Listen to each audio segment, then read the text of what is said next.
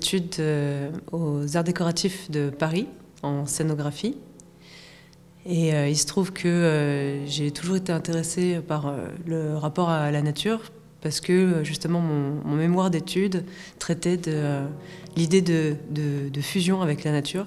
Peu de temps après mes études, j'ai fait un jardin au festival de Chaumont-sur-Loire. Travailler avec le vivant était vraiment très intéressant, et c'est peu de temps après où vraiment je suis devenue artiste plasticienne. J'ai une histoire familiale qui est liée au bois, mais aussi par exemple à l'Afrique. Et donc j'ai grandi par exemple au milieu de matières qui avaient été rapportées de là-bas, des peaux d'animaux, des trophées de chasse, etc. Donc c'est des matières que j'ai touchées très tôt. Dans mon travail, il est semblé ensuite assez évident de pouvoir mêler les deux et de voir des rapprochements qu'il y avait entre les différents règnes.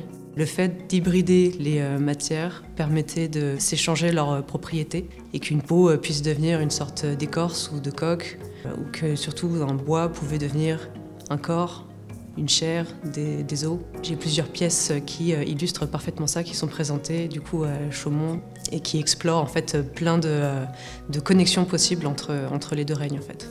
Madame Collot-Dumont du coup m'a attribué donc l'étage de la cinerie, qui est un espace assez restreint, mais qui permettait une grande intimité avec les pièces.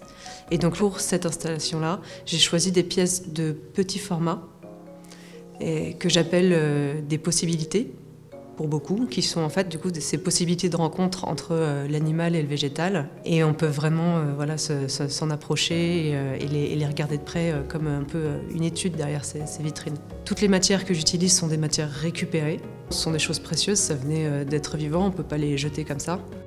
Alors sur cette pièce-là, effectivement, c'est du bois de bouleau que j'ai choisi parce qu'il est très blanc. On voit à peine les cernes du bois. Et je l'ai associé avec des épines de mûrier. Et donc finalement, cette pièce, elle est 100% végétale, et c'est par la forme qu'elle peut évoquer quelque chose de beaucoup plus animal. La pièce centrale, qui s'appelle la peau du cotibé, est une pièce donc réalisée avec plus de 600 perles en bois que j'ai réalisé moi. Je trouvais ça très intéressant de pouvoir afficher cette peau de cotibé comme une sorte de trophée de chasse, de faire un parallèle en tout cas entre le traitement qu'on réserve aux animaux exotiques et aux bois exotiques également. Et puis le fait de le transformer en peau, en fait je donne un corps à cet arbre. Alors en bandeau, au-dessus de la vitrine, il y a toute une série de pièces réalisées en bois d'olivier et peau de serpent. Donc le serpent est récupéré de chute de maroquinerie, et le bois d'olivier vient d'un très vieil olivier qu'une pépinière m'a donné, parce qu'à force d'avoir été transplanté dans des exploitations agricoles, au bout d'un moment l'olivier n'a pas repris, et le fait de leur plaquer de la peau de serpent, je donne à ces pièces la possibilité de ramper, et en tout cas de se déplacer du fait d'avoir cette peau. Et en plus de ça, je leur donne une individualité propre qui va être détachée de l'individu arbre d'origine. Alors juste au-dessus de l'escalier, il y a ce qui pourrait ressembler à une espèce de squelette de baleine en bois qui flotte au-dessus de l'escalier. Et en fait, cette pièce, elle m'est un peu venue après d'une lecture d'un écrit de Francis Allais, qui expliquait que finalement, on pouvait reconnaître les arbres non plus seulement par leurs feuilles et leurs fleurs, mais aussi par leur architecture.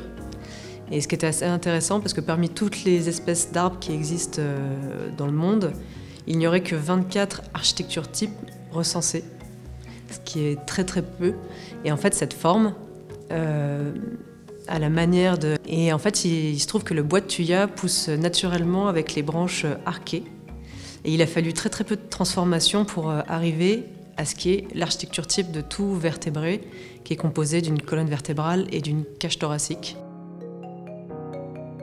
Peut-être que les gens vont regarder, en tout cas les matières animales qu'ils ont autour d'eux, parce qu'on est entouré de ces matières, vont les regarder légèrement différemment, et d'appréhender un peu le vivant comme une espèce de grande biomasse générale, où finalement il n'y a pas trop de frontières entre tout ça. On est très proche de tout, on est composé un peu des mêmes matériaux.